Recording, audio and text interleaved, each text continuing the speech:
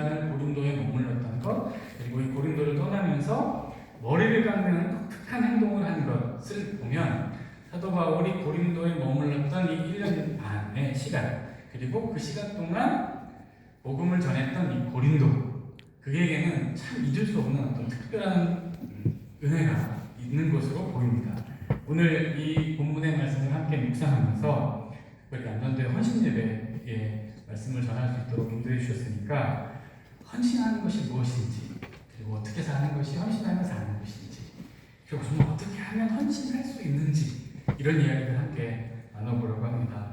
하나님 항상 필요할 때 딱 적절하게 필요한 말씀, 은혜로운 말씀 주시는 하나님이시니까 하나님은 오늘도 필요한 양식으로 채우실 줄 믿고요. 그 말씀 듣고 다만 조금이라도 하나님이 원하시는 대로 삶이 변하는 그런 은혜를 저 여러분들 모두에게 주시기를 예수님의 이름으로 축원합니다. 아멘. 자, 유명한 도시들에는 소위 랜드마크라고 불리는 그런 건축물들이 있습니다. 여기 고린도에도 랜드마크라고 불릴 만한 건축물이 있는데 그 건축물이 뭐냐면 아프로디테 신전입니다. 자, 이 아프로디테 신전은 뭐냐면 아프로디테라는 사람과 미의 여신을 숭배하고 그 여신에게 제의를 드리는 신전입니다. 근데 이 아프로디테 신전이 고린도라는 지역을 한눈에 내려다볼 수 있는 가장 높은 산에 이렇게 떡하니 아주 크고 웅장하게 건축이 되어 있습니다. 그러니까 이 고린도에 사는 사람들과 수많은 소비자들은 이 고린도의 가장 높은 곳에 위치한 이 아프로디테 신전을 찾으면서 이곳에서 아프로디테를 숭배하는 제의의식을 올렸는데요. 이 아프로디테 신전에서 드리는 제의의식은 뭐 다른 어떤 종교의식이 아니고 좀 입에다 민망합니다만 그냥 성행위입니다. 근데 아프로디테라는 여신 자체가 사랑과 미의 여신이기 때문에 사람들이 이 여신을 기쁘게 하면서 자신의 삶의 평안과 번영과 부를 구했는데 사랑과 미의 여신이니까 이 사랑과 미의 여신을 즐겁게 하기 위해서 성행이라는 행위를 하면서 복을 빌었던 겁니다.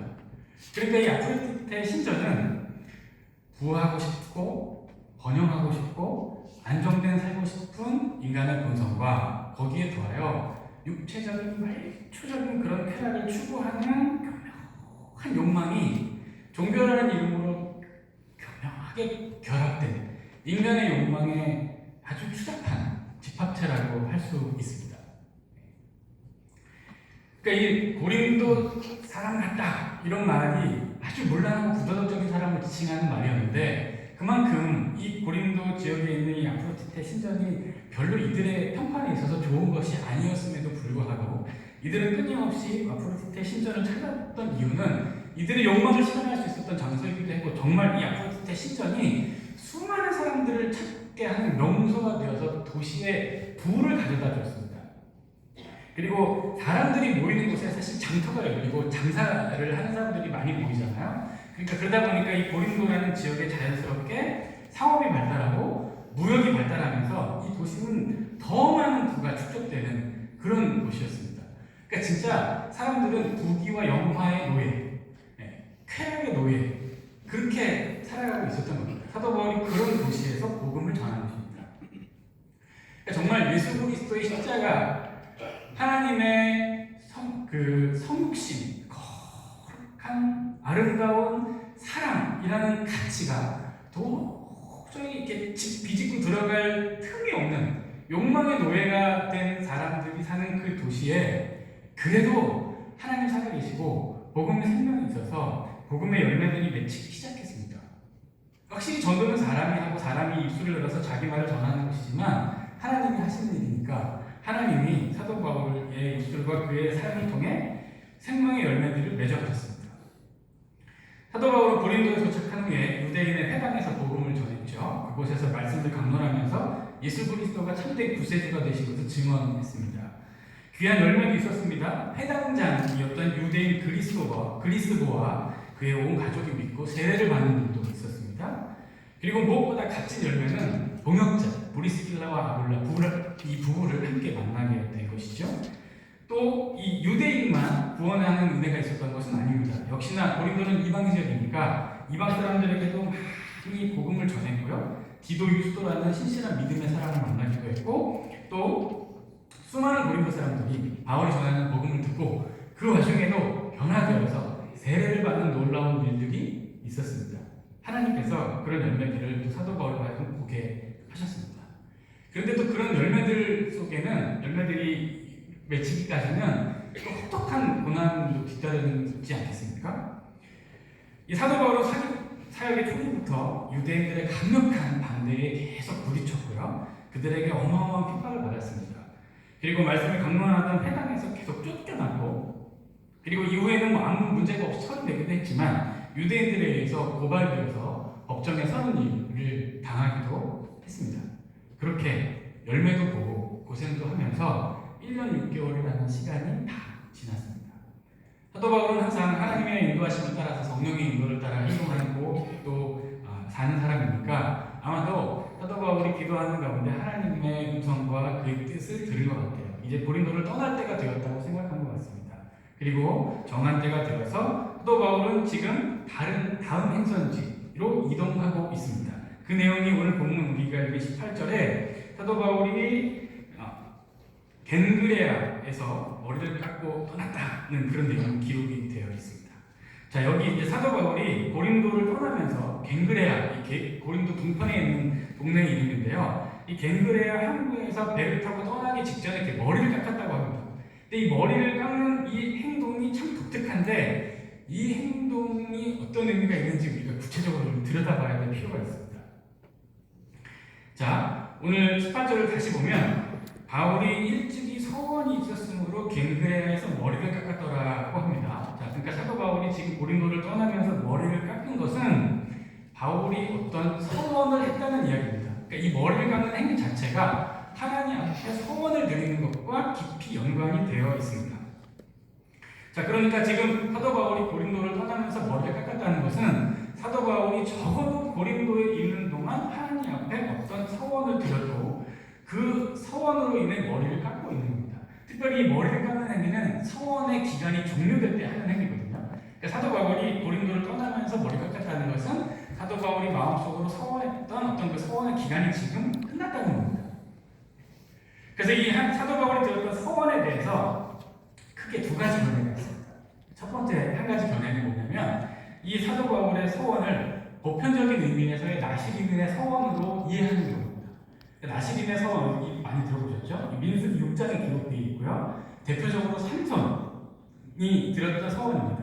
그러니까 평생을 거룩한 사람으로 하나님 앞에 드리면서 이 나시린의 서원을 하는데 이 나시린의 서원은 최소 30일, 100일, 3년 그리고 평생까지 하나님 앞에 드릴 수 있었습니다.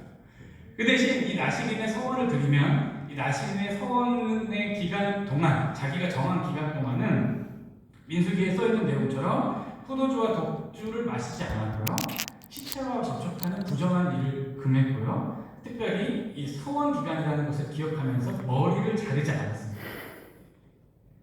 그런데 이 나시린의 기간이 서원 기간이 끝나면 이제 서원이 끝났으니까 더 이상 머리를 기를 필요가 없죠. 그래서 서원이 끝난 동시에 이 머리를 자르고 그동안 서원을 잘 지킬 수 있도록 해주신 하나님의 은혜에 감사하면서 성전에 가서 번제로 화목제물을 잡아 하나님 앞에 화목제사를 드리면서 서원 기간 동안 길렀던 머리를 깎아서 그 머리카락과 화목제물로 드리는 번제와 함께 하나님 앞에 태워서 드림으로 이 나시린의 모든 서원의 기간 그리고 이 모든 서원의 과정이 종료가 됩니다. 그러니까 사도 바울이 이 나시린의 서원을 드렸다는 거예요. 왜냐하면 사도 바울도 원래 이 사람 예수 잘 믿는 사람이 아니잖아요. 어느 날 갑자기 생각지도 않게 정오의 태양보다도 더 밝게 빛나는 그 빛 속에서 그리고 기이한 그 음성 속에서 하나님을 만났고 자신을 부르시는 하나님과 대면했죠. 그리고 그 이후로 인생이 변했습니다. 그러니까 사도 바울이 자신의 인생을 변화시키고 자신을 복음을 전하는 사람으로 불러주신 하나님의 은혜에 감사하면서 평생 자신도 복음을 전하는 일에 헌신하면서 나시린의 소원을 드렸다는 겁니다. 그리고 그 나시린의 소원을 잘 이행하다가 오늘 이 고린도를 떠나면서 겐그레아에서 머리를 깎았다고 해석하는 거죠.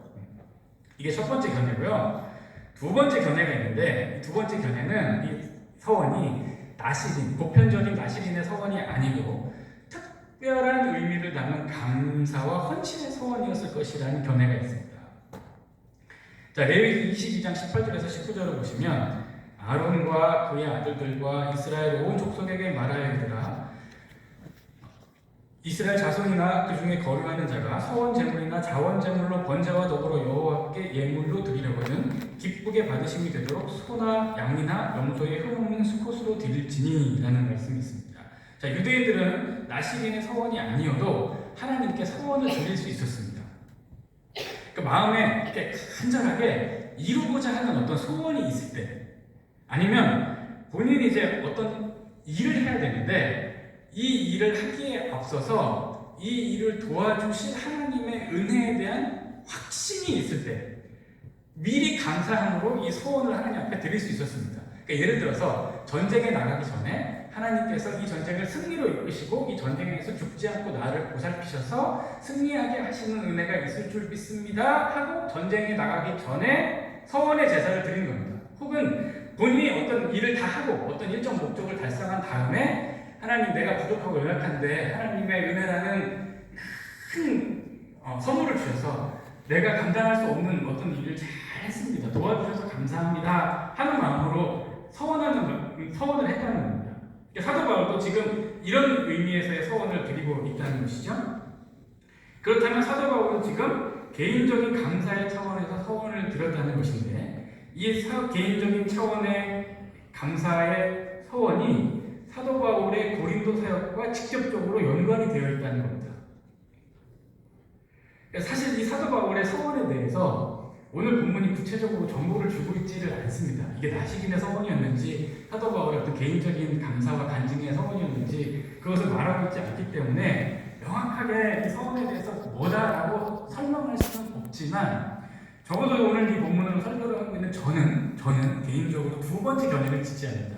일반적인 의미에서 나시린의 서원을 드린 것이 아니고 사도 바울이 개인적으로 감사와 찬양과 은혜에 대한 그런 보답의 마음을 담아서 하나님 앞에 서원을 드렸던 것으로 보입니다. 자, 우선 만약에 사도 바울이 이게 나시린의 서원, 일반적으로 자기 인생을 드리면서 빛 가운데 음성 가운데 자신을 만나주시고 불러주신 하나님께 드린 서원이었다면 몇 가지 좀 안 맞는 게 있습니다. 자, 지금 만약에 자신이 평생 하나님께 복음을 전하는 자로 하나님께 내가 헌신하겠습니다 라고 하면서 나시린의 서원을 들었다면 이거는 평생의 삶을 드린 거잖아요. 그러니까 굳이 전도 여행의 한 텀이 끝나는 이 시점에 머리를 깎으면서 이 서원을 종료할 필요가 없습니다. 평생 다니죠. 그러니까 아마 사도 바울이 나시린의 서원을 들었다면 적어도 그가 막 이제 그 죽음이라는 것을 스스로 이렇게 느낄 때, 막 호흡이 가빠지거나 더 이상 내 육신에 힘이 없음을 느낄 때, 그때 마지막으로 막 힘을 다 해서 머리를 깎으면서 평생 자신을 지켜주시고 복음을 전하는 일에 쓰임받을 수 있는 기회를 주신 하나님께 감사하다고 머리를 깎았으면 좀 이해가 되는데, 생각지 않게 뜻하지 않은 시점에 여기서 갑자기 아직도 할 일이 많고 젊은데 이 시점에 고린도를 떠나면서 머리를 깎은 것은 조금 앞뒤가 안 맞는 것 같아요. 그리고 아까 제가 설명드렸는데요, 나시린의 서원을 종료하려면 반드시 성전에 가서 화목제물을 하나님 앞에 드리면서 그 성전 제단 앞에서 머리를 깎고 머리카락과 함께 제물을 태워드려야 한다고 그랬죠. 근데 지금 사도 바울은 지금 여기 성전이 아닙니다. 그러니까 하나님 앞에 화목제물, 번제물을 드리고 있지 않아요. 그냥 단순히 머리만 깎고 있을 뿐입니다. 그러니까 율법하고도 맞지를 않아요. 그래서 아마 사도 바울이 이 고린도에서 시간을 보내면서 사역을 하면서 개인적인 의미를 담아 이 서원을 한 것으로 보입니다.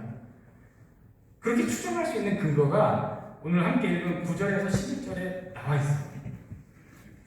자, 그럼 다시 한번 오늘 본문 9절 10절 한번 볼게요. 밤에 주께서 환상 가운데 바울에게 말씀하시되 두려워하지 말며 침묵하지 말고 말하라. 내가 너와 함께 있음에 어떤 사람도 너를 대적하여 해롭게 할 자가 없을 것이니 이는 이 성 중에 내 백성이 많음이라 하시더라.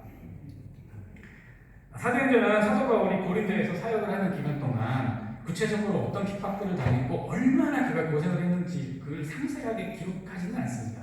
그러나 오늘 이 본문을 통해서 사도 바울이 얼마나 혹독한 고난을 당했고 그가 얼마나 얼마나 힘든 시간을 보냈는지는 충분히 짐작해 볼 수 있습니다.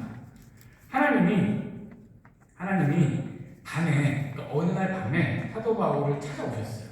그리고 그에게 말씀을 하셨습니다. 말씀을 묵상하는 가운데 내면의 음성을 주셨는지, 아니면 기도하는 가운데 환상을 받는지, 그 정확히 모르겠지만 어쨌든 하나님 앞에 마음과 생각을 다 집중해서 하나님과 깊이 교제하는 시간에 하나님이 사도 바울을 찾아오셔서 말씀하셨습니다. 사도 바울에게 하나님이 주신 말씀의 요지는 크게 두 가지예요. 첫 번째는 뭐냐면, 두려워하지 마, 겁내지 마, 염려하지 마, 내가 반드시 너를 지킬 거야, 어떤 사람도 너를 해하지 않을 거야 하고 주님 분명히 말씀하셨어요. 자, 그러면 하나님이 괜히 이런 말을 주시는 게 아니잖아요. 그러니까 적어도 이날 이 밤 사도 바울은 그의 마음속에 깊은 두려움과 불안과 걱정과 염려를 가지고 있었다는 것을 짐작해 볼 수 있습니다. 워낙 사람들이 힘들겠으니까요. 얼마나 힘들겠는지 하나님 앞에 두렵습니다. 떨립니다. 죽을 것 같습니다. 진짜 죽음의 공포가 여기 목까지 차오르는 것 같습니다 하고 하나님 앞에 기도하고 있었던 것 같아요. 하나님이 괜히 찾아오셔서 이런 얘기를 하실 분이 아니니까요. 정말 심각한 죽음의 공포를 느끼며 지금 사도 바울은 기도하고 있음을 우리가 알 수 있죠. 굉장히 두려웠던 겁니다. 하나님께서 또 한 가지 사도 바울에게 주신 말씀은 침묵하지 말고 말하라 하는 것입니다. 침묵하지 말고 말하라. 왜냐하면 너는 계속 말을 해야 되는데, 복음을 전해야 되는데, 왜냐하면 이 성중에 내 백성이 아직 많기 때문이다. 주님 말씀하셨습니다. 그러니까 이 사도 바울이 가지고 있었던 이날의 두려움, 그리고 걱정, 느꼈던 죽음의 공포는 사도 바울로 하여금 이 도시에서 더 이상 입을 열어서는 안 되겠다.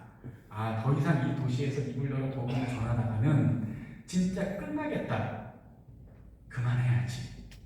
복음 전하는 것을 멈춰야지 하는 행동의 결단으로 이어졌던 것으로 보입니다. 그러니까 하나님 찾아오셨겠죠. 침묵하지 마라. 계속 전하라. 하시죠.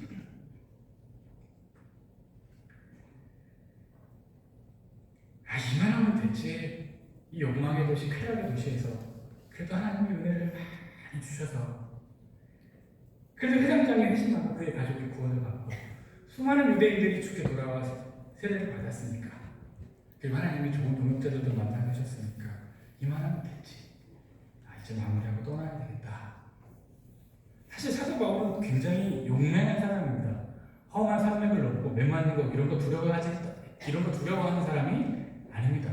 그런데 그런 그가 두려움으로 기도하면서 복음 전하지 않을 결심을 했다는 것을 보면, 사도 바울이 지금 엄청난 고통과 괴로움 속에 진짜 어마어마한 위협을 느끼며 지금 이 밤에 기도하면서 하나님을 만나고 있는 것입니다. 이런 사도 바울을 주님이 찾아오신 거예요. 그리고 말씀하셨습니다. 그러지 마. 그렇게 결심하지 마. 내가 지켜줄게. 내가 함께 할 거야. 어떤 사람은 너를 해하지 않을 거야. 그러니까 떠나지 마. 계속 입을 열어서 나의 복음을 전해달라고. 이 성중에 아직도 내 백성은 많아. 아직도 돈의 노예, 쾌락의 노예가 되어서 죽어가는 사람들이 많다고. 제발 저 사람들 놓고 떠나지 말고 저들의 영혼을 위해 제발 조금 더 헌신해 주겠니? 하고 주께서 그를 붙여보십니다. 오늘 본문의 11절은 하나님의 이 말씀을 듣는 사도 바울의 반응을 이렇게 기록하고 있습니다. 1년 6개월을 머물며 그들 가운데서 하나님의 말씀을 가르치니라.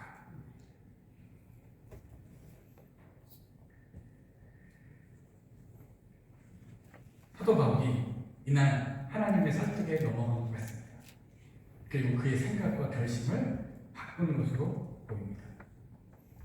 아까도 제가 언급했지만 사도 바울은 이 고린도에서 1년 6개월을 머물렀습니다.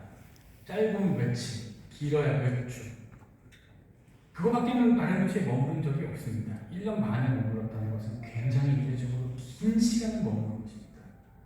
사도 바울은 이날 자신은 깊은 두려움 가운데 하나님 앞에 기도하고 있는 자신을 찾아와 두려워하지 말라고 무서워하지 말라고, 내가 함께 할 거라고, 내가 지켜줄 거라고 약속하시면서 계속 입을 열어 내 백성들을 구원하라고 청하시는 하나님의 음성을 듣고 그 이 땅에 죽어가는 영혼들을 깊이 사랑하셔서 그들에게 단 한 번이라도 더 복음을 전할 수 있는, 복음을 들을 수 있는 기회를 주시고자 하는 하나님의 마음과 맞닿아 1년 반이라는 시간을 죽음의 공포를 느끼고 그토록 힘들어하고 괴로워하면서도 그는 1년 반의 시간 동안 하나님 앞에 이 고린도에서 열심히 복음을 전하기로 결단하고 다짐하면서 하나님, 알겠습니다. 순종하고 열심히 복음을 전할게요. 지켜주시고 보호해주시겠다는 약속을 믿습니다. 당신이 허락하시는 그 시간까지, 당신이 이제 됐다고 여기를 떠나도 된다고 말씀하시는 그 순간까지 나를 찾아오신 그 하나님의 은혜를 다시 한번 의지하면서 열심히 복음을 전하겠습니다. 나를 지켜주세요. 돌봐주세요. 하고 헌신하며 하나님 앞에 감사하며 서원을 드렸던 것으로 보입니다.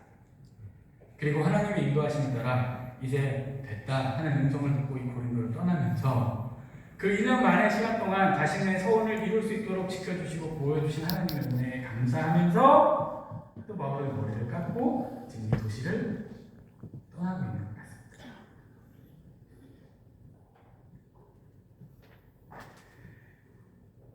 올해 우리 충실교 성도 여러분들이 이렇게 표어로 돌아가자는 말씀 붙들고 늘 기도하고 예배드리시고 있잖아요. 하나님께서 호세아 선지자에게 이런 말씀을 하셨습니다.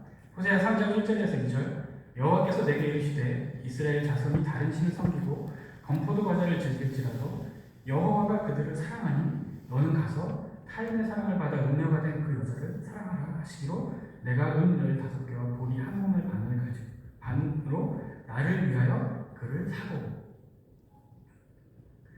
하나님이 호세아 선지자에게 음녀를 맞아 아내로 삼고 그를 끝까지 사랑하라고 얘기하셨습니다. 근데 그 여인이 진짜 이렇게 표현하면 좀 그렇지만 정말 대단합니다. 멋져요. 단 하룻밤도 남편과 지내지 않습니다. 계속 다른 남자와 시간을 보냅니다. 그리고 다른 남자의 아이를 뵌 채로 또 집에 들어옵니다. 민망한지 또 그 집을 나갑니다. 그렇게 살다가 결국 이 여인은 노예가 되어서 시장에서 거래가 됩니다. 이제 팔려가면 진짜 노예로 팔려가면 어디 가서 찾을 수도 없습니다. 그 전에 하나님이 호세아에게 말씀하셨어요. 가서 값을 주고 네 아내를 사라. 그리고 다시 네 아내를 맞아라는 것입니다. 이 말씀을 들은 호세아는 은 15개와 보리의 한 오멜 반, 정확하게 노예가 것입니다. 이 값을 치르고 노예로 팔려가게 된 자신의 아내를 사옵니다. 하나님이 호세아에게 이 아내를 사오라고 명하시면서 하셨던 말씀이 뭐냐면, 이스라엘 자손이 다른 신을 섬기고 건포도 과자를 즐기지만 나는 여전히 그들을 사랑하니 너는 너의 아내이지만 너 싫다고 딴 남자 좋다고 가서 돌아다니던 네 여인 아내를 다시 네 아내로 맞아들여와라, 이렇게 얘기하면서 아까 고멜한테 보내신 거예요. 그리고 이 호세아는 하나님 말씀 순종해서 그 아내를 집으로 데려옵니다. 그 하나님은 호세아에게 이렇게 물으셨던 것 같아요. 호세아야, 봐봐, 네 아내 봐봐, 센통이야? 꼴 좋다 이런 생각더니 호세아가 대답합니다. 아니요, 괜찮습니다. 너무너무 안 됐어요. 나랑 있으면 좋은데, 나랑 화목하게 잘 지내면 이 가정에서 제일 행복할 텐데 왜 모르고 돌아다니는지 모르겠습니다. 그래서 너무너무 안타깝고 불쌍해서 내가 다시 한번 데려오길 잘했다는 생각이 듭니다. 하나님 다시 말씀하셨다. 그래, 그래서 내가 나를 위해 그를 사라고 말했던 거야. 그래, 내 맘이 그래. 내 맘이 네 맘이야. 그 마음 좀 전해다오 내 백성들에게. 하나님 호세아 선지자에게 부탁 주셨고요. 호세아 선지자는 하나님의 말씀을 듣고 백성들에게 외칩니다. 우리가 여호와께 돌아가자. 여호와께서 우리를 찢으셨으나 도로 낫게 하실 것이요 우리를 치셨으나 싸매어 주실 것입니다. 여호와께서 이틀 후에 우리를 살리시며 셋째 날에 우리를 일으키시리니 우리가 그의 앞에서 살리라. 하나님이 여전히 우리를 사랑하십니다. 우리의 모습이 형편없고 하나님 앞에 나갈 만한 전혀 너무너무 부끄러운 모습이지만 개의치 않으신답니다. 제발 돌아오기만 하랍니다. 하나님이 다 용서하신답니다. 여전히 사랑하신답니다. 하고 백성들에게 하나님의 말씀을 전하십니다. 선지자가 어떻게 이렇게 너무 힘들었을 텐데 잘 감당했을까? 힘들었겠죠. 괴롭겠죠. 너무너무 고달프고 힘든 세월을 살았을 겁니다. 하지만 하나님의 마음을 아니까, 하나님은 어떤 생각을 가지고 계시고 하나님이 어떤 뜻을 가지고 계신지 다 아니까 하나도 힘들지 않았습니다. 사도 바울도 죽을 것 같았지만, 당장이라도 사람들이 내게 죽자고 덤벼들어서 나도 겁났지만, 하루하루 겁난 마음, 두려운 마음 가슴에 품고, 그러나 그보다 더 크신 하나님의 은혜를 의지하며 힘들어도 힘든 줄 모르고, 괴로워도 괴로운 줄 모르고, 겁나도 겁내지 않고 하나님 앞에 힘차게 복음을 전하며 그의 모든 서원의 기간을 다 채웠던 것입니다. 사랑하는 성도 여러분, 예수 그리스도의 은혜로 구원받아 하나님의 자녀가 되었습니다. 우리에게도 감사하는 마음이죠. 하나님, 내가 뭐라도 나 같은 사람 살리셔서 구원해 주시고 자녀 삼아 주시고 너무너무 감사합니다. 나도 당신을 위해 내 삶을 드리며 헌신하며 살겠습니다. 합니다. 진심 어린 고백이죠. 근데 실제로 우리의 상황을 보세요. 헌신하면서 살기가 쉬운가요? 어렵습니다. 해마다 연말이 되면 교육부서에 교사 구하기가 너무너무 어렵습니다. 구역장 학교도 마땅치 않죠. 특히 요즘 같은 더운 날씨에 다들 힘들어하는 주차공사, 주방공사 할 사람 없어서 여기저기서 막 아우성입니다. 최근에는 선교지에도 더 이상 헌신할 선교사가 없다고까지 현장에서 볼멘 소리들이 나오고 있는 그런 상황까지도 됐습니다. 마음은 헌신하고 싶고 마음은 하나님 앞에 드리고 싶지만 정작 헌신하기 쉽지 않습니다. 교회 안에 연세가 많으신 분들은 젊어서 열심히 내가 봉사했고 수고 많이 했으니까 젊은 사람들이 이제 내 자리를 채워줘야지 하고 한 발 두 물러나려 가시고요. 또 젊은 사람들은 너무 알겠는데요. 애도 키워야 되고 나가서 일도 해야 되고 주말에도 일하러 나가야 될 때도 많고 해서 참 헌신하기가 쉽지 않습니다. 이게 솔직한 우리의 삶의 모습이고 이게 솔직한 우리의 고백이 아니겠습니까?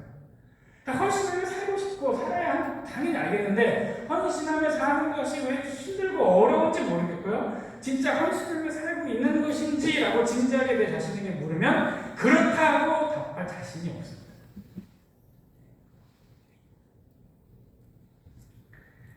마음이 있어도 헌신하며 살 수 있는 것이 아닙니다. 쉽게 헌신할 수 없습니다. 그러나 어렵지 않습니다. 하나님 마음을 깊이 깨닫고 그분과 만나면 자연스럽게 살게 되는 것도 사실입니다. 마태복음 6장 9절에서 10절 말씀. 그러므로 너희는 이렇게 기도하라. 하늘에 계신 우리 아버지여 이름이 거룩히 여김을 받으시오며 나라가 임하시오며 뜻이 하늘에서 이루어진 것 같이 땅에서도 이루어지이다. 예수님께서 우리에게 이렇게 기도하라고 가르쳐주신 내용입니다. 이 기도의 의미는 기도할 때 하나님 앞에 이런 간구를 하라고 한 겁니다. 하나님의 통치와 다스림이 너의 삶에 이루어지도록 기도하라고 가르친 것입니다. 그러니까 하나님의 뜻대로 하나님의 마음으로 네 삶을 지배받으라. 그것부터 기도하라고 가르친 겁니다. 하나님의 마음이 내 안에 충만하도록 주님의 뜻이 내 안에 가득하도록 그래서 어떤 생각을 하든지 어떤 판단을 하든지 어떤 결정을 하든지 어떤 행동을 하든지 그 모든 것의 기준이 하나님의 뜻과 하나님의 마음이 되도록 그것부터 하나님 앞에서 무릎 꿇고 기도하라고 예수님께서 우리에게 가르쳐주신 기도의 내용입니다. 예수 그리스도께서 십자가를 지면서 끝까지 눈물로 순종하며 기도하신 이유, 사도 바울이 그렇게 힘들어도 끝까지 1년 반의 시간 동안 이 고린도에서 헌신하며 살아갈 수 있었던 이유, 호세아가 그토록 괴로워하면서도 하나님의 말씀을 백성들에게 전할 수 있었던 이유 다 똑같습니다. 그들은 깊이 하나님과 기도하며 교제하며 만나는 가운데 하나님이 얼마나 우리들을 사랑하시는지 그 한 영혼을 귀히 여기시고 사랑하시는 목자의 애끓는 마음과 아버지의 불타는 마음을 그가 깊이 깨달았기 때문입니다. 이 마음으로 살아가라고, 이 마음이 너의 인생의 삶의 힘이 되는 것이라고. 이렇게 살아야 한다고 예수님이 우리에게 이렇게 기도하면서 살라고 가르쳐 주신 것입니다. 사랑하는 조직교회 성도 여러분, 우리도 얼마든지 하나님 앞에 헌신하면 그렇게 살 수 있습니다.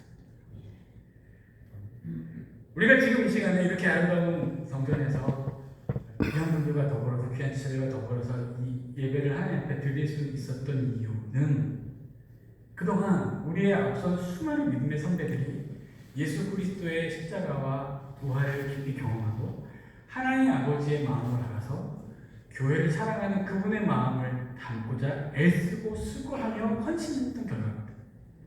지금도 예수 그리스도의 복음이 누군가에게 전파되고 있고 지금도 많은 교회들이 하나님의 교회답게 잘 세워지고 있고 지금도 수많은 주님의 종들이 하나님의 뜻대로 살겠다고 일어나고 있습니다.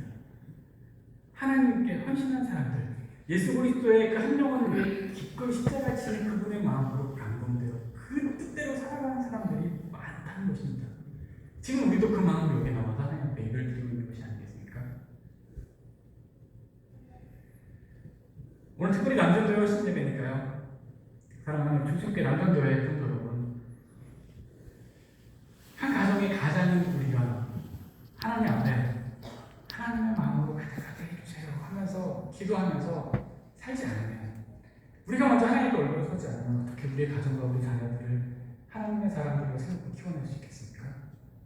그리고 우리 교회에서 남전도 회원들의 헌신을 빼면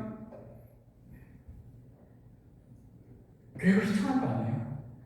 그러니까 우리 충신교회를 아름답게 주님 모든 교회로 더 온전하게 세우기를 위해서도 하나님 남전도회 성도 여러분들은 정말 하나님 앞에 간절히 기도하면서 주님의 마음과 뜻을 내게 달라고 간절히 기도해야 합니다. 그 아울러 살아가는 우리 충신교회 성도 여러분 마찬가지, 우리 모두 다 마찬가지입니다. 하나님 앞에 기도하면서 주님의 마음으로 살게 해주세요. 주님의 뜻으로 채워주세요. 주님의 모든 것으로 내가 채워져서 주님의 뜻대로 생각하고 결정하고 판단하고 행동하며 살아가게 해주세요.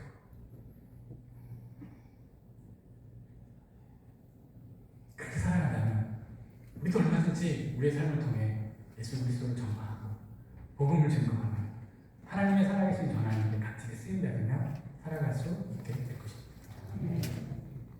사랑하는 성도 여러분, 우리 언제 어디서 어떤 모습으로 또 만나게 될지는 모르겠지만 어디서든지 저나 여러분들이나 각자 하나님께서 허락해 주신 삶의 현장에서 열심히 주님의 마음을 내게 달라고 기도하면서 그 주님의 마음으로 주께 헌신하며 살면서 복음을 위해 값지게 쓰임받은 살다가 다시 만나면 좋겠고요. 그런 아름다운 제자의 삶으로, 그런 복음의 일꾼으로 여러분들의 인생과 여러분들의 가정과 여러분들의 자녀들이 값지게 서는 그런 은혜가 충만하시기를 예수 그리스도의 이름으로 축원합니다. 기도하겠습니다.